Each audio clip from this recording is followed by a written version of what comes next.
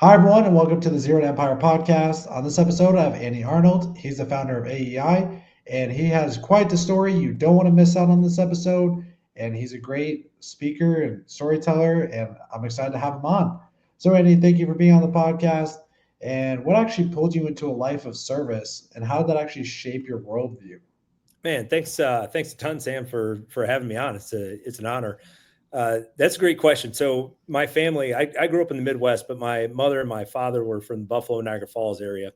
My mom came from a big Roman Catholic Italian family. She was the oldest, and her next youngest sibling was named Tim. And Tim served in Vietnam. I actually never met him. He wound up getting killed in action in October of 1970. And so growing up as a kid, like I idolized my uncle, like the notion of sacrificing so much in service. And I saw what that had done to my family. It was kind of a calling. And my grandmother used to make several references. Said, man, you're just like Tim. So all I ever wanted to do was serve. I initially planned on enlisting after high school. It's what I desired the most in life. But as I got to be a senior, my mom pulled me aside and said, hey, I love you and I'll support whatever you want to do, but I'm just asking you not to do this because I can't deal with that. I said, okay, that's fair. So I honored my mom's request and I did what I thought people should do at the time. I went to school and I got a history and education degree and I started teaching for a couple of years, and it just wasn't doing it for me, man. I loved the kids and I love instructing and teaching. I did not enjoy the physical job of being a teacher for a number of reasons. I used to watch the squad cars go up and down Prairie Avenue where I lived. I thought, man, I could do that. And so that was the initial calling that pulled me into law enforcement. I figured if I couldn't be in service to my country, at least I could be in service to my community. And that kind of started the whole venture and got me rolling down that road. That's solid, and thank you for your service. And when did you actually realize it was your time to leave that world and pursue something else? Well, we were talking about this a little bit off camera before we got together.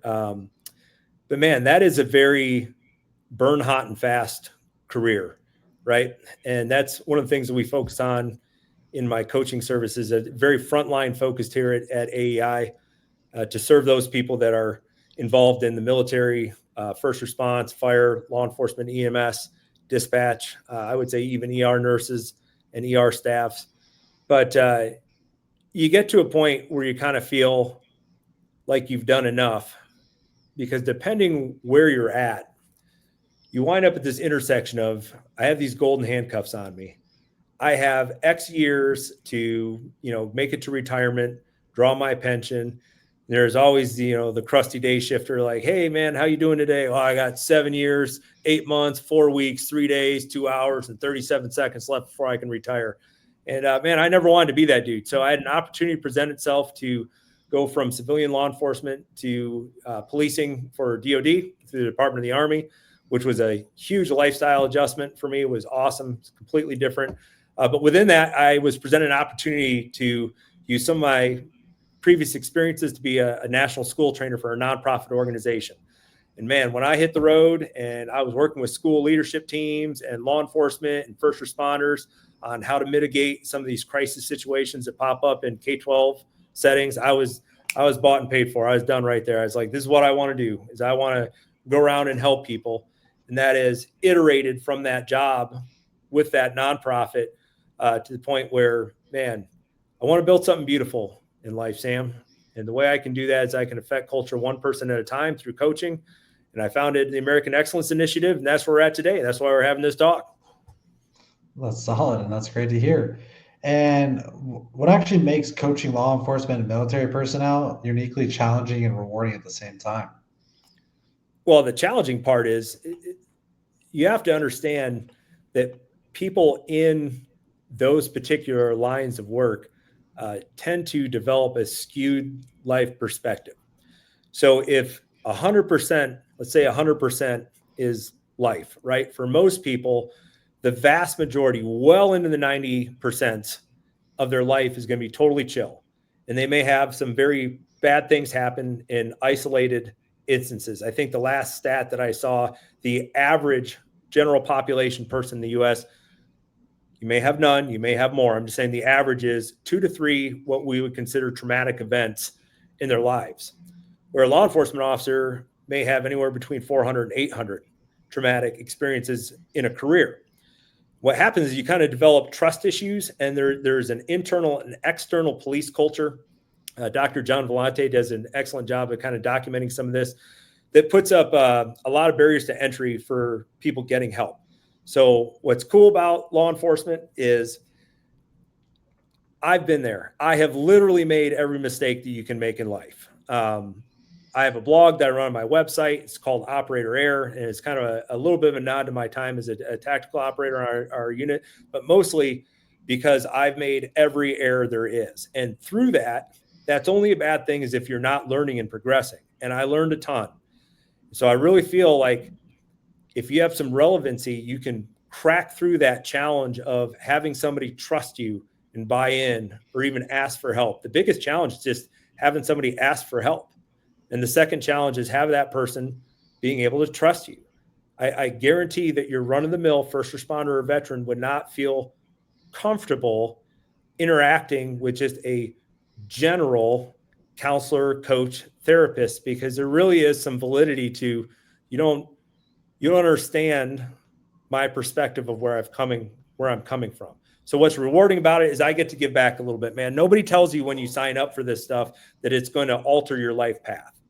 And it's a little bit different path, Sam, because you can do almost any other job and quit and move on and do something else. If I go work at Domino's Pizza, I can work there for, a week, quit, and never think about Domino's again, ever. If you're a first responder and you make it through a week, 2 weeks, a month, you'll have seen things that you can never unsee. So part of your identity will always be tied to that profession, whether you're active or not. I see. Yes, that's definitely a very different lifestyle, and that's great that you're doing that and you're supporting the local people around you. And what actually, can you actually tell us a story of a client of yours that has made an impact on you thus so far? Yeah, absolutely. Because the client I'm going to tell you about, and I won't identify her by name, um, this was eye opening to me because of that life view that we were just talking about. She has no tie to law enforcement, no tie to emergency response, crisis, anything like that. She works in marketing. We met professionally on my journey, and she was interested in some coaching. The things that I even sometimes get wrapped up as like this is a very niche perspective, something that we struggle with over here. It turns out they're universal, and universal problems, they impact us differently, but lack of connection, lack of confidence. So when I work with this client, is a reminder to me that everybody's carrying a heavy backpack. Everybody is. And when I think we live in a world, Sam, and maybe you'll agree with this or not, it's very easy to get on any social media channel and see people say, man, that person's really squared away. They got it together. Why am I not like that? Look how successful they are. And what I've learned, and this particular client has really taught me that is everybody has some type of struggle. Everybody. I'm not being doom and gloom or saying like everyone is, I'm just saying like if it looks easy, it's fake because there is nothing easy. Everyone has bills to pay. Everyone has family dynamic issues. Everybody has their personal issues. Everyone has self-perception, what they feel their strengths are, their weaknesses, aspirations that they haven't achieved yet. Everybody has. That is universal.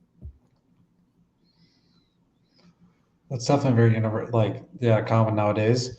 It's unfortunate, but definitely real. And social media definitely plays a whole different ball game, especially with certain people that don't be authentic, and just how it is. And what would you say is your ideal client today for your coaching? Well, my ideal client today, and I basically run 2 tracks. So I'm going to give you two ideal clients. I've had to iterate, like most coaches, I think. When I first started coaching, you kind of want to say, I'll help everybody, I'll say, and I will, right? But that's no way to run a business. I went through, as a starting point, I went through the John Maxwell coaching program and some behavioral coaching programs with Dr. Fogg out of Stanford University. And everyone said, like, man, you got to narrow your scope. And I just wasn't buying it. I was going to save the world. And as I've iterated, what I found is when you try and help everybody, you help no one.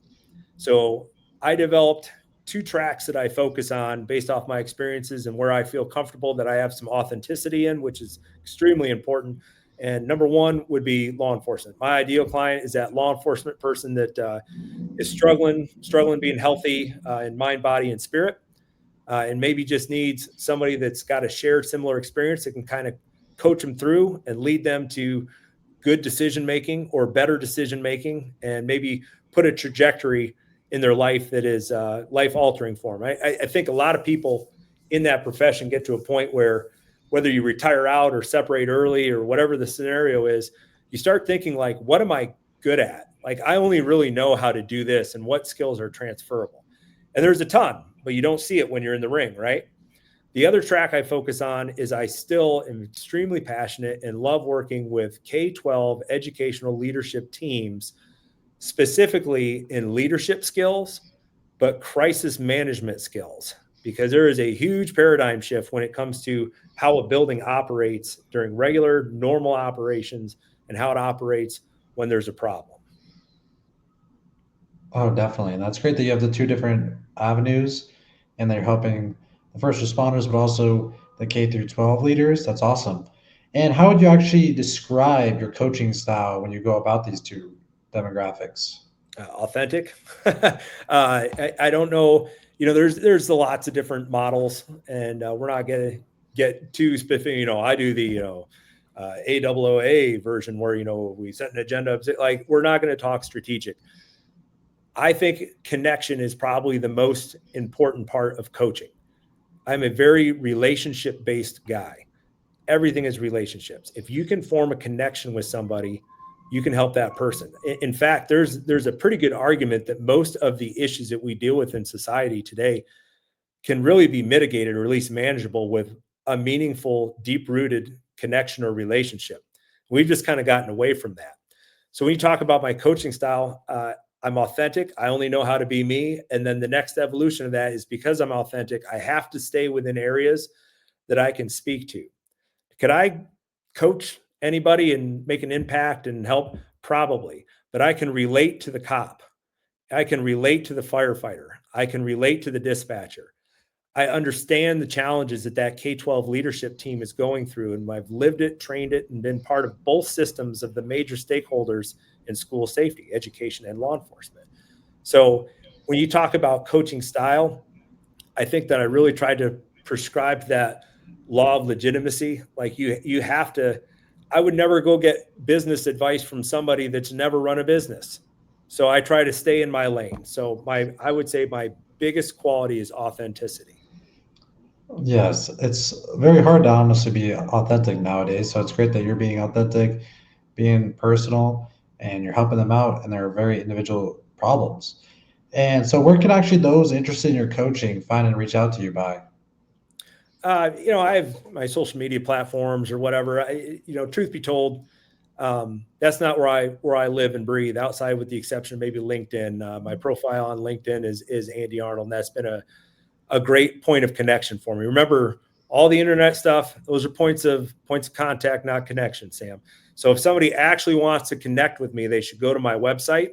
It's www.theaei.net. So the THE American Excellence Initiative is what it stands for, .net.